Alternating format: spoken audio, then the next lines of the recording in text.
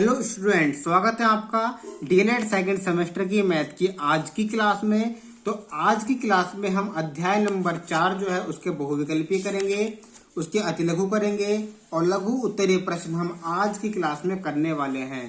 तो वीडियो को एंड तक देखिएगा। आज की क्लास मोस्ट इंपोर्टेंट है क्योंकि आज की क्लास में चैप्टर नंबर 4 आपका कंप्लीट हो जाएगा। इसका जो पहली क्लास चैप्टर नंबर 4 की वो हमने करा दी है, प्लेलिस्ट में जाकर आप देख लीजिएगा। तो स्टार्ट करते हैं। अतिलघु सबसे पहले बहुविकल्पीय करेंगे। पहला क्वेश्चन है, निम्नलिखित संख्याओं में पूर्ण संख्या है तो इनमें से पूर्ण संख्या कौन सी है? 3, 15, 40 और ये सभी। तो 0 से लेकर के आगे तक जितनी भी संख्याएं होती हैं वो सभी पूर्ण संख्याएं होती हैं, होल नंबर्स को कहा जाता है। तो 3 भी पूर्ण संख्या है, 15 भी पूर्ण संख्या है और 40 भी पूर्ण संख्या है। तो पहले का राइट आंसर हो जाएगा इसमें डी, ये सभी। तो आप इसको डी को टिक कर लीजिएगा, डी ये सभी। दूसरा क्वेश्चन है, योग का तत्समक अवयव है। अब तत्समक अवयव का मतलब क्या होता है? योग के तत्समक अवयव का मतलब है कि अगर किसी संख्या में हम 0 जोड़ें तो क्या उस पर फर्क पड़ेगा। मतलब किसी संख्या में हम क्या जोड़ें, 36 में हम क्या जोड़ें कि इस पर कोई फर्क ना पड़े। क्या जोड़ेंगे? 0 जोड़ेंगे। माइनस का 10 है, इसमें हम क्या जोड़ें कि इस पर कोई फर्क ना पड़े? भाई 0 जोड़ दो, कुछ फर्क नहीं पड़ेगा। तो 0 इसका राइट आंसर है, दूसरे का डी। ठीक है, पहले का डी, दूसरे का डी। तीसरा क्वेश्चन है, यदि 5 + 3 = 8 तो यह किस नियम का पालन करता है? अगर 5 + 3 8 है और हम ये दिया हुआ है 5 + 3 = 8। अब इसको बदल दें हम, 3 + 5 = 8। दोनों में 8 ही आंसर आया, चाहे इसको यहाँ बदल दो, इसको यहाँ बदल दो। तो ये जो हमारा क्वेश्चन नंबर 3 है ये पालन करता है योग के क्रम विनिमय का प्रगुण। यानी कि 3 का क्रम यहाँ पे कर दे, 5 का बदल दे तो कुछ फर्क नहीं पड़ता है। तो तीसरे का बी राइट आंसर हो जाएगा। 5 × 10 + 3 का मान कितना होगा? ठीक है, 5 × 10 + 3 बहुत इजी क्वेश्चन है, रफ काम है, इसलिए मैं रफली कर रहा हूँ इसको, क्योंकि बहुविकल्पीय में ऐसे ही करना होता है। 5 × 10 + 3 तो क्या होगा? देखिए 5 गुणा, ये ब्रैकेट में है तो जुड़ जाएगा, 10 और 3 13, तो 13 × 5 = 65 इसका राइट आंसर है, चौथे का डी। ठीक है, पांचवा क्वेश्चन, 7 - 3 - 2। 7 - 3 - 2। अब एक बात ध्यान रखिएगा, आप जो ब्रैकेट में है ना उसको वैसे ही करना है। ये नहीं कि आप 7 में 3 घटा रहे हैं, ऐसा नहीं करना। 7 - 3 में 2 घटाएंगे 1, 7 में से 1 गया, 6 आंसर इसका आ जाएगा। पांचवे का बी, किसी भी संख्या में 0 से गुणा करने में प्राप्त होता है। भाई कोई सी भी संख्या है, 0 से गुणा कर दो तो 0 ही मिलेगा उसको। तो छठे का बी आंसर हो जाएगा आपका 0। सातवां, जब 0 को भी प्राकृतिक संख्याओं के समूह में सम्मिलित कर लिया जाता है तो जो प्राप्त संख्या का समूह है क्या कहते हैं? मान लो आपके पास प्राकृतिक संख्या है 1 2 3 4, इसमें हमने 0 और शामिल कर लिया तो ये कहलाता है हमारा होल नंबर्स। ठीक है, होल नंबर्स यानी कि पूर्ण संख्याएं। तो इसमें 7वें का ए आंसर आपका राइट हो जाएगा, पूर्ण संख्याएं। उसके बाद क्वेश्चन नंबर 8। क्वेश्चन नंबर 8 है, पूर्ण संख्याओं के योग क्रम को बदलने पर योगफल का मान। ठीक है, जो पूर्ण संख्याएं होती है उसमें योग के क्रम को हम बदल लेते हैं। मान लो ये 5 + 6 है, या 6 + 5 है, तो बात तो है कि 11 आंसर आना दोनों का। तो योगफल का क्या होगा? मान बदल जाता है या नहीं बदलता है? बताओ, बदला नहीं बदला? 11 का 11 ही रहा, तो नहीं बदलता है। ठीक है, 8वें का बी आपका राइट आंसर हो जाएगा। क्वेश्चन नंबर 9, किसी शून्येतर पूर्ण संख्या को उसी शून्येतर पूर्ण संख्या से भाग देने पर भागफल सदैव आता है। इसका मतलब क्या है? मान लो कोई संख्या है, अगर उसको उसी से भाग दिया जाए तो कितना मान आएगा? मान लो 15 है, 15 को 15 से ही भाग दे दो तो 15 × 15 15 1 आएगा। 107 है, 107 को 107 से भाग दो, 1 आएगा, 1 ही आएगा। तो इसका आंसर हो जाएगा 1, 90 का सी 1। 10वां क्वेश्चन, 0/20 का भागफल कितना होगा? तो किसी संख्या से अगर हम 0 को भाग करें, देखिए 0/20 और 20/0, इनमें फर्क है। 0 से भाग करेंगे तो सीधा आंसर लिख दो अनंत, और 20 किसी संख्या से 0 को भाग करें तो 0 लिख दो। तो इससे 20 0 को भाग कर रहे हैं हम, तो 0 आंसर इसका आएगा, 10वें का डी। और 11वां क्वेश्चन, 0 से भाग कर रहे हैं तो अनंत आ जाएगा। ठीक है, 11वें का ये अनंत का निशान है, 11वें का ए। 12वां क्वेश्चन, 65 प्लस इसको जोड़ेंगे 6 और 3 9, और 65 और 9 74, तो 12वें का सी राइट आंसर आपका 74 हो जाएगा। तो ये आपका अतिलघु थे। ठीक है, आप यहाँ से भी इनको देख सकते हैं, ये मैंने यहाँ पर इसको आंसर में लिख दिया है। पहले का डी, दूसरे का डी, 12वीं क्लास इस तरह से। अब हम करते हैं अति लघु की ओर। तो पूर्ण संख्या किसे कहते हैं? पूर्ण संख्या किसे कहते हैं? तो इसका सीधा सा आंसर है, जब शून्य को भी प्राकृतिक संख्याओं के समूह में सम्मिलित कर लिया जाए तो उसको पूर्ण संख्या कहा जाता है। ठीक है, आप यहाँ पर देख सकते हैं पूर्ण संख्या किसे कहते हैं? जब शून्य को भी प्राकृतिक संख्याओं के समूह में सम्मिलित कर लिया जाए तो प्राप्त संख्याओं के समूह को पूर्ण संख्याएं कहते हैं। ये इसका आंसर आप यहाँ से यहाँ तक का नोट कर लीजिएगा। क्वेश्चन नंबर 2, क्रमागत पूर्ण संख्याओं से आप क्या समझते हैं? क्रमागत मैंने आपको बताया था जो क्रम से हों, जैसे 5, 6, 7, 7, 8, 9 जो क्रम से हों। ऐसी पूर्ण संख्याएं जो कि क्रम अथवा एक साथ लगातार लिखी गई हों क्रमागत पूर्ण संख्याएं कहलाती हैं। ये आप लिख देंगे यहाँ से लेकर, जैसे 5, 6, 7, 7, 8, 9। उसके बाद पूर्ण संख्याओं का संख्या रेखा पर प्रदर्शन समझाइए। पूर्ण संख्याओं का संख्या रेखा पर अब आपको प्रदर्शन समझाता है, ये मैं आपको करके बता देता हूं।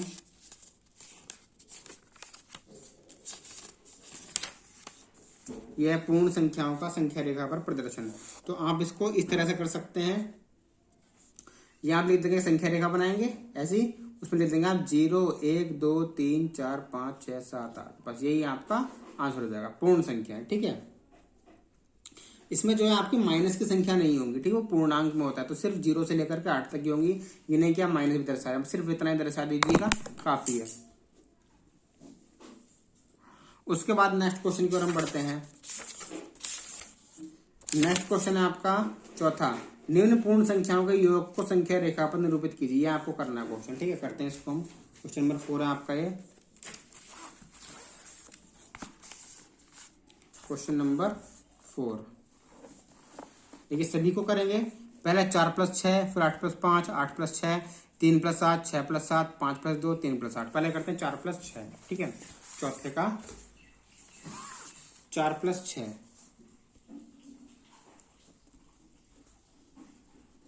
किस तरह से करेंगे? सबसे पहले हम इसमें मान लो भाई 4 और 6 कितने होते हैं? 10 होते हैं ना, तो कम से कम 10 तक इसमें बनाओ। 0 से लेकर के कम से कम 10 तक इसमें हमें बनाना है। ठीक है, 0, 1, 2, 3, 4, 5, 6, 7, 8, 9, 10, 11। ठीक है, 0, 1, 2, 3, 4, 5, 6, 7, 8, 9, 10, 11। हमें दर्शाना है 4 + 6। तो यहाँ पर हम 4 देखेंगे, 4 कहाँ पर है? 4 ये है। ठीक है, अब 4 से हमें 6 स्टेप आगे बढ़ना है। ठीक है, 6 कदम आगे। फिर 1 कदम, दूसरा कदम, तीसरा, चौथा, पांचवा, छठा। 6 बढ़ गए, कहाँ पे आके रुका? 10 पे रुका के। तो ये हो जाएगा 4 + 6 = 10। इस तरह से इसको दर्शाना है। भाई आपको तो पता है ना 4 और 6 कितने होते हैं, भाई इसको दर्शाना है इस तरीके से। सेकंड है 8 + 5, 8 + 5। तो इसमें भी हम क्या करेंगे? संख्या रेखा बनाएंगे। 8 और 5 कितने होते हैं? 13। कम से कम 13 14 तक बना लो। 1, 2, 3, 4, 5, 6, 7, 8, 9, 10, 11, 12, 13। 8 कहाँ आएगा? 0, 1, 2, 3, 4, 5, 6, 7, 8, 9, 10, 11, 12, 1 ये 13 कर लो। ठीक है, 8 कहाँ है? 8 ये है। इससे 5 आगे बढ़ना है। 5, 1, 2, 3, 4, 5 कहाँ के रुका? 13 पे आके रुका। सही है, इसकी डायरेक्शन दिशा बना देंगे, तो लिख देंगे 8 + 5 = 13। तो इस तरह से आपको ये क्वेश्चन कर लेने सारे। ठीक है, कर लोगे ना? 8 + 5, 8 + 6, 3 + 7 ये सब हो जाएंगे। अब 5वां क्वेश्चन हम करते हैं, निम्न पूर्ण संख्याओं के घटाव को संख्या रेखा पर निरूपित कीजिए। अब घटा को संख्या रेखा पर प्रदर्शित करना है। घटा का आपको समझना पड़ेगा भाई। पहला है 8 - 3, पांचवे का पहला 8 - 3। तो कम से कम 8 में से 8 से बनाएंगे हम। ठीक है, 8 में से 3 कितने बचे? 5। इधर 5 होना चाहिए कम से कम, इधर 8 होना चाहिए। तो करते हैं 0, 1, 2, 3, 4, 5, 6, 7, 8।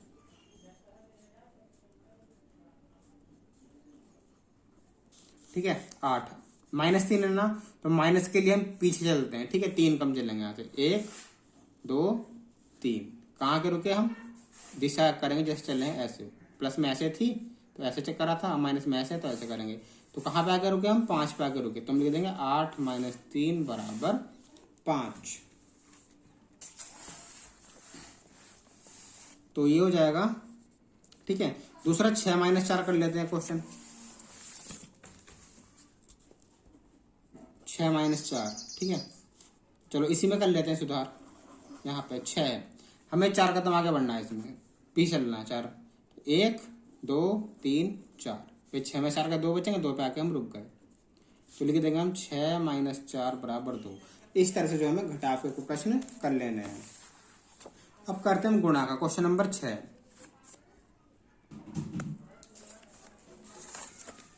में गुणा है, तो इसको गुणा को जो है गुणनफल को संख्या रेखा पर प्रदर्शित करना है। 3 × 2 है, 4 × 3, तो पहले 3 × 2 हम कर लेते हैं। 3 × 2 कैसे करेंगे? तो ये गुणा को छोटा सवाल है।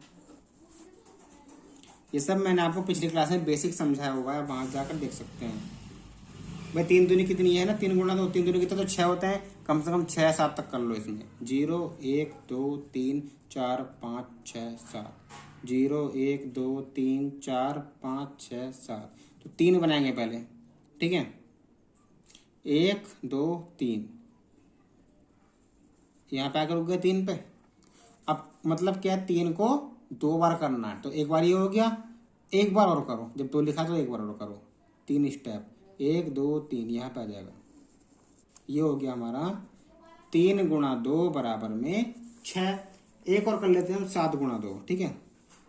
7 × 2, 7 दूनी 14 होते हैं।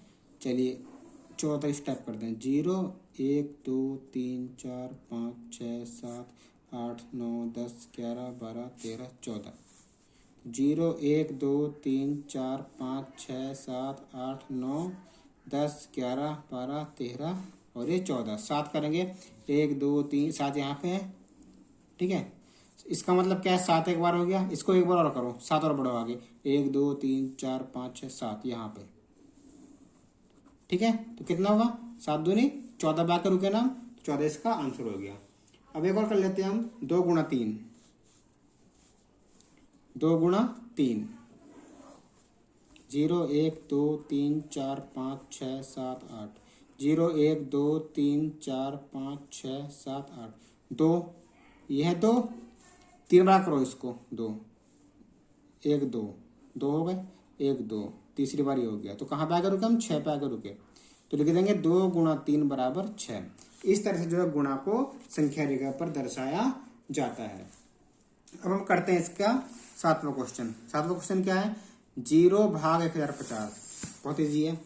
7वां 0/1050, मतलब 1050 से 0 को भाग करनी है तो 0 ही आएगा, ठीक है। इसके विपरीत अगर हम 0 से भाग करते तो सीधे देते हम अनंत। इस तरह से करना है। अब हम करेंगे इसके लघु उत्तरीय प्रश्न, ठीक है। पहला क्वेश्चन है, योग के क्रम विनिमय प्रगुण को उदाहरण सहित समझाइए। तो योग का क्रम विनिमय प्रगुण को उदाहरण सहित समझाइए। तो ये तो आपको पता है क्रम विनिमय क्या होता है। क्रम विनिमय का मतलब ये होता है, मान लो 5 + 7 = 12 है। अगर हम इसका क्रम बदल दें, 5 की जगह ये कर दें, 7 की जगह ये कर दें, तो 7 + 5 = 12, ये हो गया। फिर समझाने का तो ये था, अब इसको लिखना कैसे ये देंगे, यही था बस। इसका क्रम बदलकर एक ही मान आता है, तो इसको हम ऐसे लिखेंगे,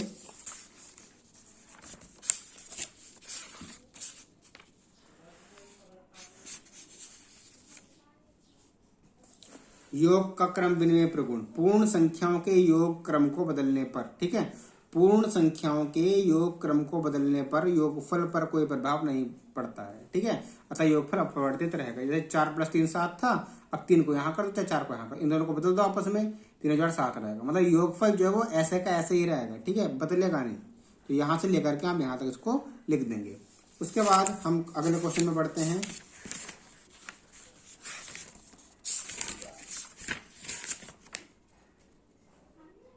क्वेश्चन नंबर 21 है, योग के साहचर्य प्रगुण को उदाहरण सहित समझाइए। अब योग का साहचर्य नियम क्या होता है, ठीक है। योग का साहचर्य प्रगुण ये होता है, इस प्रगुण के अनुसार यदि 3 संख्याओं के योग में पहले 2 संख्याओं के योगफल में तीसरी संख्या जोड़े तो योगफल तीनों संख्याओं के योगफल के बराबर होगा। मतलब क्या है, जैसे ये है ना 4 + 1 + 5 = 10, यानी कि इनको जोड़ेंगे तो 10 आएगा। हमने क्या करा, हमने ये करा कि इनको जोड़ेंगे 4 और 1 5 और 5 10, इतना आएगा। अब हम क्या करेंगे, 4 और 1 को एक साथ जोड़ेंगे, 4 और 1 को एक साथ जोड़ेंगे अब जो आएगा उसमें ये 5 जोड़ा जाएगा। 4 और 1 को एक साथ जोड़ा, कितना आया 5, 5 में 5 जोड़ेंगे 10 हो गया। 4 और 1 को हमने एक साथ जोड़ा, अब क्या करेंगे 10 आंसर आ गया। अब 1 और 5 को एक साथ जोड़ेंगे, 4 ऐसे रहेगा, 4 ऐसे रहा। 1 और 5 हमने एक साथ जोड़ दिया ब्रैकेट में, तो 4 प्लस 1 और 5 6 10, मतलब दोनों बराबर हैं, कोई इस पर फर्क नहीं पड़ता। तो इसको हम यही लिख देंगे यहाँ से लेकर के यहाँ तक। उसके बाद तीसरा क्वेश्चन है, घटाने में शून्य की तत्समकता प्रगुण को लिखिए। घटाने में शून्य की तत्समकता, इसका मतलब यही है कि अगर आप किसी संख्या में से शून्य घटाते हैं तो वही आता है। फिर भी इसको हम देख लेते हैं। घटाने की शून्य की तत्समकता, वो योग में था जो मैंने आपको बताया। यहाँ पर देखिए, घटाने की संक्रिया से पूर्ण संख्याओं के लिए शून्य तत्समक अवयव नहीं है। मतलब 7 में से हम 0 घटाएंगे तो 7 ही आएगा जो पूर्ण संख्या है, बल्कि 0 में से 7 घटाएंगे तो 7 नहीं आएगा, वो माइनस का 7 आएगा जो पूर्ण संख्या नहीं है। तो आप यहाँ से लेकर के यहाँ तक इसका आंसर लिख देंगे। चौथा, शून्य का गुणन प्रगुण उदाहरण से बताइए। शून्य का गुणन प्रगुण क्या होता है?